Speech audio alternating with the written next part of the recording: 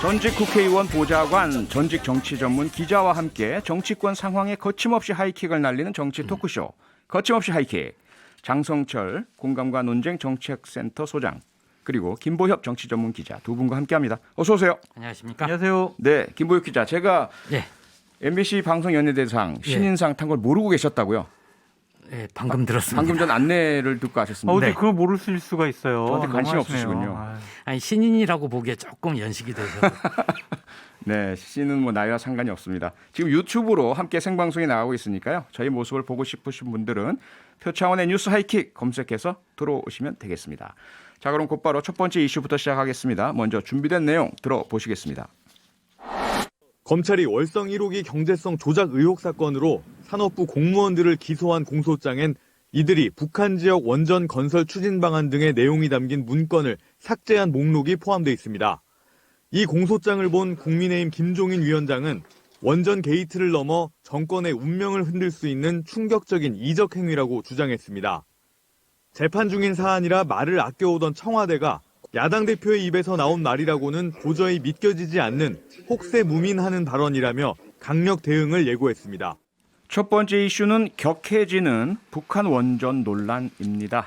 검찰이 감사원의 월성 원전 1호기 감사 방해 혐의로 산업통상자원부 공무원들을 기소한 공소장 내용이 공개된 게 발단이죠. 국민의힘 김종인 위원장 등은 문재인 정부가 이적 행위를 했다라면서 강한 어조로 공세를 펴고 있고요. 청와대를 비롯한 여권은 이에 대해서 저급한 북풍 공작이다. 법적 대가를 각오하라. 이러면서 상당히 강하게 서로를 반박하고 또 반발하고 있습니다. 이 공방 두 분은 어떻게 보시는지 김보혁 기자 어떻게 보셨습니까? 저는 국민의힘 이분들이 집권의 뜻이 없나 그런 생각이 들 정도입니다. 네. 야당은 원래 정부 여당을 비판하는 걸 주업으로 하는 건 맞습니다. 그런데 남북 관계는 정쟁의 대상으로 삼는 걸 되게 조심해야 되거든요. 네. 지금 나온 걸 보면 그 문서에 제목이 나왔다는 건데 그걸 가지고 북한의 원전을 상납하려고 했다. 이적 행위를 했다라고 공격을 하고 있단 말입니다. 이건 대단히 문제가 심각합니다. 2012년에 대선 즈음에 NLL 공방이 있었잖아요. 네. 당시에 김무성 대표가 부산에서 지원 유세를 하면서 어떤 문건을 읽는 듯이 얘기를 합니다. 그런데 그 당시 얘기는 노무현 대통령이 김정일 위원장과 그 남북 정상회담을 하면서 NLL을 포기하는 듯한 발언을 했다. 그런 얘기를 했는데 네. 그 뒤에 NLL이 포기가 됐습니까? 그게 지켜지지 않고 있습니까? 결국 정쟁으로 끝나고 말았거든요. 네. 이런 거 하면 안 됩니다. 장성철 소장님은 북풍 공작이다라는 김보혁 기자의 말씀 어떻게 생각하세요? 북풍 공작을 야당이 할 수는 없죠. 그러니까 청와대가 좀 너무 과민 반응하는 것이 아니냐. 여권 청와대의 인사들이 과민 반응이다. 너무 도에 넘은 반응을 하는 것이 아니냐라는 생각도 들고 네. 김종인 위원장이 만약에 네. 이러한 것들이 사실이라면 이적행위다라고 공격을 했는데 그것도 좀 과한 것 같아요. 주장이잖아요. 네. 그러니까 USB에 뭐 넘어갔는지 안 넘어갔는지 그건 우리가 모르는 상황인데 예. 서로 지금 진실은 묻어둔 채 정치적인 공방만 하고 있다. 그런 생각이 듭니다. 예. 김보혁 기자께서 서두에 이렇게 말씀하셨어요. 국민의힘이 재집권에 의사가 없는 것 아니냐. 네. 그 말씀은 이런 그 강한 어조의 공격이 도움이 되지 않는다라는 그런 말씀이시잖아요. 아니 제 얘기는 예. 이분들이 집권을 하면 이 얘기 북한 당국자들하고 얘기를 해야 될 거 아닙니까? 아하. 당시에 근데 아무 근거도 없이 그런 얘기를 했다라고 하면 네. 북한에 집권한 뭐 김정은 위원장이 그때도 있을지 모르겠으나 그 사람들이 그 대화 상대로 인정을 할까 싶습니다. 남북 관계 어려워진다. 예. 그리고 제가 이때 얘기가 나올 때 청와대 출입기자였는데요. 네. 당시에 어느 정도였냐면 연필도 신고 없이 대북으로 건너가면 안 되는 거였습니다. 왜냐하면 네네. 연필 심에 들어있는 흑연이 다른 물자로 전용될 가능성이 있으므로라는 이유였거든요. 원전이 뭐 연필 크기도 아닌데 예. 원전을 몰래 북한에 지어주려고 한다. 이건 애초에 불가능한 거고요. 네. 천영우라고 이명박 정부 시절에 외교안보 수석했던 분도 예. 인터뷰를 했습니다. 이거는 그렇게 호들갑 떨 일이 아니다. 예. 그러니까 아니 저도 네. 마찬가지 말씀하시죠. 생각인데 네. 그러니까 여당이 너무 과민 반응을 보인다는 거예요. 그렇게 할 필요는 없다. 네, 예를 들면은 자 이게 북한이 비핵화를 하고 핵무기를 좀 포기를 하면 예. 우리가 원전을 건설해줄 수 있다, 지원해줄 수 있다. 그냥 그걸 검토한 거다라고 하면 됐는데 예를 들면 선을 넘었다, 도를 넘었다. 그러면서 윤석열 총장 막 직무정지 배제시켜버리고 이러한 일들이 벌어졌어요. 그리고 이 자료 왜 만들었어? 그랬더니 실무자가 아이디어 검토 차원에서 만들었습니다. 네. 이러고 이거 왜 폐기했어? 왜 삭제했어? 그랬더니 신내림을 받아서 삭제했습니다. 신내. 산업부 관계자가 이런 식의 얘기를 했어요. 네. 그러니까 야당은 이거 뭔가 있는 거 아니야? 이거 아무리 생각해도 미국이 허락하지 않으면 유엔의 제재가 풀리지 않으면 북한의 원전 건설을 지원해 줄 수가 없는데 네. 이 정부가 이렇게 몰래 한번 해보려는 거 아니야? 이런 생각을 갖는 거죠. 김보혁 기자님 말씀 잘하셨어요. 연필 한 자루도 못 줘요. 전략 물자라고 하면. 네. 그런데 어떻게 이렇게 어마어마한 원전을 건설해 줄 생각을 문재인 정부 산하에 있는 산업부가 하냐고요. 네. 그거를 문제 삼을 수밖에 없는 거죠. 네. 일단 그 구체적인 부분은 하나하나 좀 따져보기로 하고요. 우선 두 분 말씀을 조금 정리를 해서 좀 여쭤볼 게 있는데요. 지금 6762님이 마침 이런 질문을 주셨어요. 이대로 논란이 계속된다면 어느 당에게 불리해질 거라 보시나요? 장성철 소장님께서는 청와대에서 굳이 불필요하게 이렇게 강하게 반론할 필요가 없는데 하고 있다라는 말씀. 그 말씀 속에는 그런 것들이 오히려 여당에게 불리하게 작용할 수 있다라고 이제 이해가 좀 되거든요. 김보혁 기자 말씀에도 그런 게 있어서 장성철 소장님은 이대로 이렇게 서로 강하게 주고받으면 누가 손해 볼 거라고 생각하십니까? 그러니까 만약에요. 예. 검찰 수사를 통해서 네. 자, 이 문건을 산업부에 있는 공무원 개인이 아이디어 차원에서 만든 것이 아니라 장관이 지시를 했어요. 네. 장관한테 조사를 해보니까 청와대에서 이렇게 시켰습니다. 만약 이런 조사 결과가 나오면 여당으로서는 어마어마하게 불리한 행동이죠. 네. 그리고 김종인 위원장이 얘기한 것처럼 자칫 잘못하면 대통령까지도 연결될 수가 있어요. 이적행위 문제까지 연결될 수가 있는데 검찰 손에 달려 있다고 봐요. 그냥 지금처럼 공소장만 공개됐고 내용이 공개되지 않았잖아요. 그 원 문서가 공개돼서 어느 정도 수준인 것인지 그리고 누가 지시했는지가 밝혀지면 여당에 불리하겠지만 최소한 야당은 이러한 문제 제기를 할 수가 있다고 저는 생각을 하거든요. 네. 야당으로서는 불리하지 않은 게임이다라고 보여집니다. 야당은 손해 볼 것이 없다. 네. 김보혁 기자님 어떻게 보세요? 저는 이 문제를 선거의 유불리를 논하는 것 자체가 좀 바람직하지 않다라고 생각을 하는데요. 예, 장 소장님이 여권이 너무나 과민 반응한다. 네. 이 말씀을 하셔서 저도 일감 네. 동의를 하면서도 왜 그럴까라고 생각을 해보면 문 대통령 임기 이제 1년 남짓 남았잖아요. 네. 그리고 나서 집권 때 생각을 해보면 처음에 2017년에 전쟁 위기 예. 이 얘기 나오다가 아무도 관심 없을 때 독일 가서 유엔 총회 가서 평화 얘기하고 그 뒤로 북한에서 화답이 있고 나서 한반도의 봄 열렸었던 거고요. 물론 그 뒤로 남북 연락사무소 폐쇄되고 폭파되고 뭐 이런 다시 예전처럼 돌아가는 것 같지만 적어도 지금 최소한 전쟁 걱정은 안 하지 않습니까? 네. 아마 문 대통령은 남은 임기 중에 제도화 문제를 고민할 겁니다. 그래서 판문점 선언, 평양 선언 이런 거 국회 비준도 받고 예. 가능하다면 다음에 어느 정부 어떤 성격의 정부가 들어서더라도 예전처럼 남북 관계가 돌아가는 거를 막을 수 있는 제도적 장치 이런 고민도 하고 가능하다면 다시 한번 남북 정상회담도 하고 네. 이러려고 마음을 먹고 있는데 예. 또 그리고 분위기도 살짝 좋아지기도 하고 그런데 남북 문제를 가지고 정쟁의 도구로 공격을 하니까 도저히 이거는 참을 수 없다. 이건 딱 끊어야 된다라고 예. 생각을 한 거 아닌가라고 네. 생각을 합니다. 그러니까 김보혁 기자님의 설명은 상당히 지금 강하게 대응을 해서 끊지 않으면 안 되는 네. 여러 가지 여건이 있다는 말씀이신데 장성철 소장님은 불필요하게 과민 반응이다라고 주셨어요. 그러면 청와대에서 이렇게 강하게 대응하는 이유가 무엇인지 그거 어떻게 생각하세요? 진짜 잘 모르겠어요. 이해가 안 돼요. 그냥 상황 설명하면 되잖아요. 아까 말씀드렸듯이 비핵화하면은 지어줄 수 있는 거 아니냐. 과거에도 그러지 않았느냐. 네. 94년대도 그랬잖아. 이렇게 얘기하면 되잖아요. 뭔가 그러니까 그런 감추려고. 검토나 논의만 있었다. 이거 아무 문제 아니잖아요. 이런 그러니까요. 말씀이잖아요. 뭐가 문제예요. 공무원들 그 조직 그런 거 검토하라고 준비하라고 해놓는 조직 아닌가요?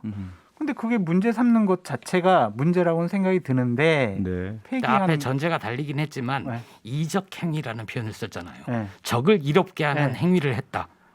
만약 그러니까 지금 북한은 핵무기를 고도화하고 있는데 그런 네. 상황에서 원전을 지어준다? 거기 나오는 핵 폐기물 가지고 플루토늄 만든다? 당연히 그런 식의 논법이면 아니죠. 이적행위가 맞죠. 1994년도 원전 얘기 나올 때도 네. 경수로였잖아요. 네. 그걸 가지고 원전 이거는 경수로라는 게 안 써 있잖아요. 아니 핵무기로 전용할 원전을 누가 상식적으로 지어주겠냐고요. 그러니까. 네, 그러니까 두 그럼 분이 이상하다는 얘기예요. 동의하는 건 분명히 이거잖아요. 원전 현실적으로 불가능하다. 불가능하죠. 일방적으로 뭐 몰래 할 수 있는 것도 네. 아니고 그렇죠. 그런데 좀 갈리는 건 뭐냐면 장성철 소장님은 아무리 야당이 어떤 용어를 쓰더라도 네. 청와대에서 좀 쿨하게 대응하면서 설명하면 되죠. 지켜봅시다. 뭐 그런 용이 실무자가 했을 수도 있겠죠. 이런 정도로 하면 된다는 말씀인데 김보엽 기자님 말씀은 이적행위라든지 이렇게 하다 보니 쿨하게 대응할 수가 없는 상황이었다. 이런 말씀이신 것 같아요. 일단 여기까지 정리를 하고요. 잠깐 광고 듣고 쿨다운 한 다음에 우리도 돌아오겠습니다. 연습을 한번. 네, 표창원의 뉴스 하이킥 김보협 기자, 장성철 소장과 함께 거침없이 하이킥 진행 중입니다. 두 분이 뭐 전주나 저전주와 다르게 오늘 상당히 치열한 토론을 하시다 보니까 애청자 여러분들 중에서 걱정하는 분들이 좀 계신 것 같습니다. 1923님, 장성철 소장님 싸우시면 안 돼요. 네. 김보협 기자님 릴렉스. 좀 차분하게. 네, 두 분이 원래 상당히 서로 존중하면서 차분하게 해오시는 그런 분들이신데 오늘 이슈와 또 상황이 그렇다 보니까 좀 서로 이제 좀 격한 토론이 있었던 것 같습니다. 다시 이제 본론으로 돌아와서요. 청와대 국정상황실장을 지낸 윤건영 민주당 의원이 좀 설명을 좀 했습니다. 이동식 저장장치 USB에는 신경제 구상이 담겨 있고 전달한 곳은 정상회담이 진행됐던 판문점 평화의 집 1층이었다. 이제 이렇게 밝혔죠. 자, 여기서 이제 또다시 여러 공방이 오갑니다. 그러면 이 USB 앞서 이제 김보혁 기자께서 뭐 흑연이 들어가 있는 연필도 함부로 건넬 수 없다. 이런 상황이다. 미국의 전략물자 뭐 금지, 수출 금지라든지 유엔의 제재라든지 이런 것들이 있다 보니까 그러면 이 상황 USB 그 내용은 어떤 것이든지 간에 건넨 것은 문제가 없느냐. 장성철 소장님 어떠세요? 그게 왜 문제가 되냐고요. 그러니까 문제되지 않아요. 네. 당연히 북한을 도와주겠다. 너희들 비핵화하면은 이런 식으로 우리가 당신들을 돕겠어. 라고 하는 구상 넘겨주는 게 뭐가 문제입니까? 네. 도보다리에서 넘겨줬든 평화의 집에서 넘겨줬든 그런 거는 당연히 정상회담 할 때 대통령으로서 우리 정부로서 할 일인데 예. 저희가 이제 문제 삼고 궁금한 것은 왜 만들었어? 왜 폐기했어? 이것에 대해서 좀 정확한 답을 달라는 거예요.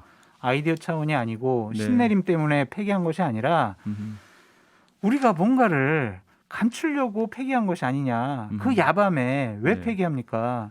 청취자 여러분들 잘 아셔야 될 게 뭐냐면요. 공무원들이요. 자신이 작성한 그 보고서 폐기하는 것 자체가 커다란 범죄 행위예요.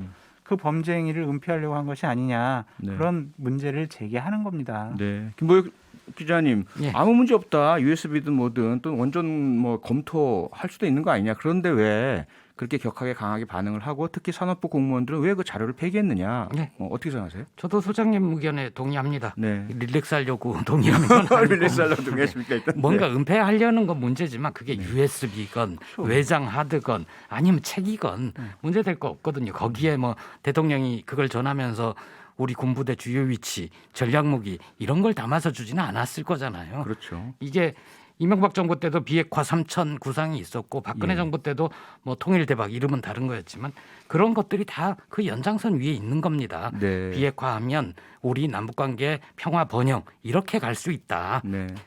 만나는 시간은 짧으니까 그럼요. 자료를 정리해서 준 거죠. 네. 저희 PD님 제가 한 가지만 더 말씀드릴게요. 네. 그러니까 산업부에 북한 원전 지원 문서가 대략 17개라고 하는데 예. 뭐 지원 검토하는 문서 다 만들 수 있어요. 음흠. 근데 제가 의아스럽게 생각하는 거 뭐냐면 예. 그런 것을 지원하는 전문가들 경력 이력서까지 다 정리했단 말이에요. 네. 이것은요 구체적으로 누가 지시하지 않으면 공무원들이 이렇게 일을 안 합니다. 그러니까 이 부분에 대해서는 산업부가 네. 좀 더 명확한 해명을 해야 한다. 해명해야 된다. 생각 들어요. 그리고 앞서 말씀하셨지만 뭐 수사가 진행 중이니까요. 네. 수사 결과로 지켜보고 정확하게 사실관계 확인된 이후에 정리가 좀 됐으면 좋겠습니다. 그리고 그 전에는 여야 모두 좀 너무 날선 공방을 좀 자제했으면 하는 그런 마음을 좀 표현을 해보고요. 두 번째 이슈로 넘어가 보도록 하겠습니다. 준비된 내용부터 들어보시죠. 국민의힘은 서울시장 예비 후보들의 공개 프리젠테이션에 집중했습니다. 8명의 후보가 총출동했고 정권 심판의 적임자, 서울시장의 경험, 실력 있는 일꾼, 변화의 새 인물 등을 내세웠습니다. 국민의힘 밖에 있는 또 다른 후보인 금태섭 전 의원은 MBC와의 통화에서 단일화 논의는 3월에 하면 충분하다며 김종인 위원장과 보조를 맞췄습니다. 네, 두 번째 이슈는 점점 빨라지는 경선 발걸음입니다. 더불어민주당은 오늘 서울과 부산시장 후보들을 상대로 유튜브 면접을 했고요. 국민의힘은 수요일부터 여론조사를 해서 금요일에 최종 경선에 올라갈 서울과 부산시장 후보 각각 4명을 가릴 예정입니다. 야권 단일화 관련해서는 일부 중진들이 나서는 모양새인데요. 오늘 몇몇이 모임을 가졌고요. 수요일에는 김종인 위원장을 만나기로 했다고 합니다. 장성철 소장님, 중진들이 이렇게 나서는 상황 어떻게 생각하세요? 제가 몇몇 중진 의원님들하고 통화를 해봤는데 네. 되게 걱정이 많으시더라고요. 이러다가 단일화 안 되는 거 아니야? 단일화 되더라도 안철수 대표의 지지층이 그 뭐 중도층이 국민의힘으로 올까? 라는 그런 생각 때문에 상당히 걱정을 해요. 네. 김종인 비대위원장이 자 우리 후보가 뽑힐 때까지 단일화 협상하지 마, 단일화 얘기하지 마라고는 하지만 예. 그래도 교집합, 교감을 좀 넓혀가야 되는 것이 아니냐라는 것이 중진 의원들의 생각인 것 같습니다. 그 부분에 대해서도 김종인 비대위원장은 셧다운, 더 이상 말하지 마. 네. 이런 식으로 지금 김종인 위원장과 중진 의원들이 좀 부딪히고 있어요. 아하. 그래서 수요일 날 모임의 결과가 상당히 주목이 됩니다. 네. 지난주에 박성중 의원 네. 서울시당 위원장이잖아요. 국민의힘에 이 자리에 나오셔가지고 인터뷰를 하시면서 같은 말씀을 주셨어요. 맞아요. 김종인 위원장이 네. 안철수 대표를 향해서 좀 너무 거칠다. 그렇죠. 네. 결과적으로 단일화를 해야 될 텐데 네. 그러한 대응을 하면 단일화나 혹은 그 이후에 된다 하더라도 여러 부작용이 있지 않을까 걱정된다 이런 말씀을 주셨는데 그런 기류가 좀 많이 있다고 봐야 되겠네요. 맞아요. 그러니까 감정을 상하게 하면 안 된다. 그러면 단일화 되더라도 상대 네. 진영의 지지층들이 지지를 안 할 거다라는 걱정을 중진 의원들은 많이 하고 있습니다. 네. 국민의힘 중진 의원들이 그렇게 얘기하는 것, 네. 그 간절함의 표현인 거죠. 그리고 혹시 김정인 위원장이 그렇게 단칼에 자르고 그러는 게 예전부터 있었던 두 사람 사이에 사감이 깔려 있는 거 아니냐. 진짜 싫어하는 것 예, 같아요. 이런 걱정이 있는 거죠. 근데 이제 오래됐죠. 당을 책임지는 사람으로서는 우리 당 후보가 결국 나서는 것, 네. 그게 제1 목표가 되는 거죠. 국민의힘 후보가 당선되는 걸 목표로 하니까 김정인 위원장은 그렇게 하는 게 맞는 거죠. 네.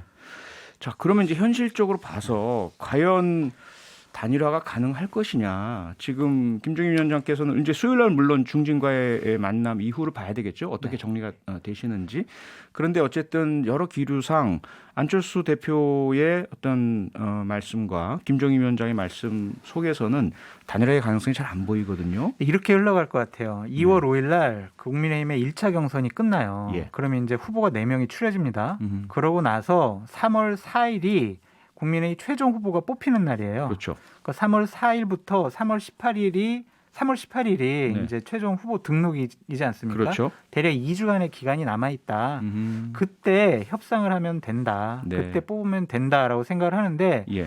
기본적으로 협상할 수 있는 안이 별로 없어요. 그냥 간단하다는 말씀이에요. 예. 자, 여론조사 기간 몇 개 선정할까? 아하. 며칠 날 할까? 문항을 뭘로 할까? 문항은 뭘 할까? 네. 그리고 몇 명 조사할까? 이것만 하면 되거든요. 예. 그렇기 때문에 하루 이틀 뭐 일주일 정도 단일화 협상하고 대략 그 주말쯤인 3월 14일 네. 그때쯤에 단일화 결과 발표하고 그러면 충분히 시간은 넉넉하다라고 보여집니다. 그 시간은 전혀 문제가 아니다. 네. 그건 마음이 문제겠죠. 그렇죠. 네. 어떻게 보세요, 김보엽 기자는 최종적으로 어떻게 될 것 같으세요? 저도 뭐 실무적으로 어려운 건 없다. 없다. 예. 다만 쉽지는 않을 거다. 그런 생각은 듭니다. 예. 그리고 이제 방법은 두 가지잖아요. 안철수 대표가 입당하거나 아니면 국민의힘 후보가 결정된 이후에 여론조사 방식의 단일화 이 두 개인데 전자는 이미 물 건너간 거고 그렇게 보이고요. 예. 네. 후자밖에 없는 거죠. 자, 그럼 후자를 얘기하기 위해서 또 한 번 짚어봐야 될 것이 국민의힘과 안철수 대표만 있는 것이 아니라 금태섭 후보라든지 다른 야권 후보들이 또 있습니다. 그래서 금태섭 후보가 제안한 것이 일단 제3지대 단일화부터 하자. 해서 안철수 금태섭 1대1 단일화. 4921님도 지금 그런 질문을 주셨어요. 가능성이 있을까요? 이렇게 가능성 주셨습니다. 저 99% 있다고 보여져요. 아, 안철수 예. 대표는 솔직히 좀 기분 나빠. 옛날에 내 밑에 있던 의원인데 내가 같이 이거 시장직을 두고 단일화해? 기분 나빠. 그 생각과 네. 아니 금태섭 후보만 키워주는 거 아니야? 이런 생각할 수 있지만 예. 단일화 과정 중에서 내가 왜 서울시장이 돼야 되냐? 나의 공약은 뭐냐라는 것을 시민들께 직접 알릴 수가 있거든요. 무대가 만들어진다. 그렇죠. 예. 그걸 이용 안 하는 것은 정치력으로 상당히 판단력에 문제가 있다라고 보여집니다. 네, 그렇기 될 때문에 것이다. 저는 받아들일 것이다라고 네. 보여져요. 김보혁 기자입니다. 저는 짧게. 별로 가능성 높지 않은 것 같아요. 높지 왜냐하면 않다. 금태섭 의원이 연락을 하면 한번 만나보겠다라고 했거든요. 예. 왜 자기가 먼저 연락하면 안 되나요? 생각이 별로 없다는 거고 네. 금태섭 전 의원은 안철수 대표 입장에서 보면 한 단계 한 단계 여러 단계 자기 아래에 있는 사람으로 생각을 합니다. 체급이 다르다. 그렇습니다. 예. 체급이 다른데 내가 왜 저 사람이랑 같이 단일화를 해? 아마 이렇게 생각을 할 겁니다. 네, 두 분의 다른 예측 과연 어떻게 판결이 날지 다음 주에 확인을 해보도록 하겠습니다. 두 분의 말씀 거침없이 하이킥 상당히 거침없게 잘 진행됐다고 생각이 되고요. 두 분께 감사드리겠습니다. 다음 주에 뵙겠습니다. 김보엽 기자, 장성철 소장 두 분과 함께했습니다. 고맙습니다. 고맙습니다. 감사합니다. 평일 저녁 6시 5분에 여러분을 찾아갑니다. MBC 라디오 표창원의 뉴스 하이킥.